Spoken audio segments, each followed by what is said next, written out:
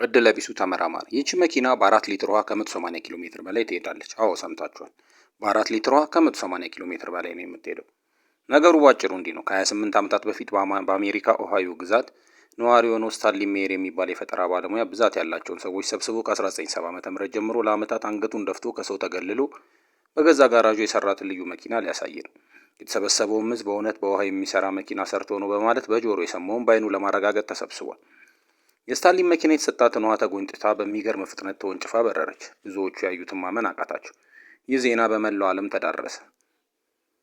ዓመታትን በምርምር ላሳለፈው ስታንሊን ይህንን የፈጠራውን ስራ በአሜሪካ የፓተንት መስሪያ ቤት ለማስመዝገብ ማመልከቻውን አስገባ። ታዲያ የፈጠራ ባለሙያዎቹ ታይቶ ተጣርቶ ካልሆነ በስተቀር ይሄ በፊዚክስም ሆነ በሜካኒካል ሕግ ሊሆን የማይችል ነገር ነው እና የመኪናዋ ዋና ሞተር ተከፍቶ ካልተመረመረ በስተቀር አንመዘግብም አሉት። ስታንሊንም በበኩሉ እኔ ያለምን ልርዳ ባልኩኝ ልፋቴን ልትሰርቁ ካልሆነ በስተቀር ለምን ሞተሬን መፍታት አስፈለገ ብሎ አሻፈረኝ አላቸው። ታዲያ ስታንሊን በቀጣዩ ዓመታት ፕሮጀክቱን በግሉ የሚደግፍለት ሰዎች እያፈላለገ ምርምሩን ቀጠለ። በ1998 ሁለት የቤልጅየም ሰዎች ፕሮጀክቱን በገንዘብ እንደሚደግፉለት ነገሩት። ስታንሊንም በደስታ ተፍነከነከ። የዓመታት ልፋቱ ፍሬ በማግኘቱም ተደሰተ። ታዲያ ሁለቱ ሰዎች ስታንሊንም በአንድ ካፍቴሪያ ውስጥ ይቀጥሩታል። ስታንሊን ከወንድሙ ጋር ሆኖ ወደ ተቀጠረበት ቦታ ይሄዳል።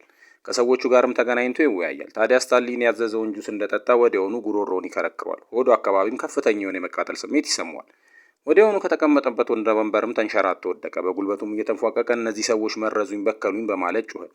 ስታንሊን በዚህ ሁኔታ ብዙም አልቆየም። በካፍቴሪያው በር ላይ ህይወቱ አለፈች። ለዓመታት ውሃን እንደ ነዳጅ የሚጠቀም መኪናን ለመስራት የለፋው ስታንሊን ፍጻሜው የገዛው ፈጠራው ሆነ።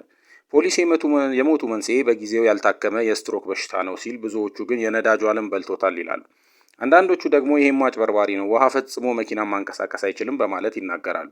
ታሪክ ግን እድለ ቢሱ ተመራማሪ ብሎ አሁን ድረስ ያስታውሰዋል። ሀሳብ አስተያየታችሁን በኮመንት ያሳውቁም። ፎሎ እንዳይረሳ። እናመሰግናለን።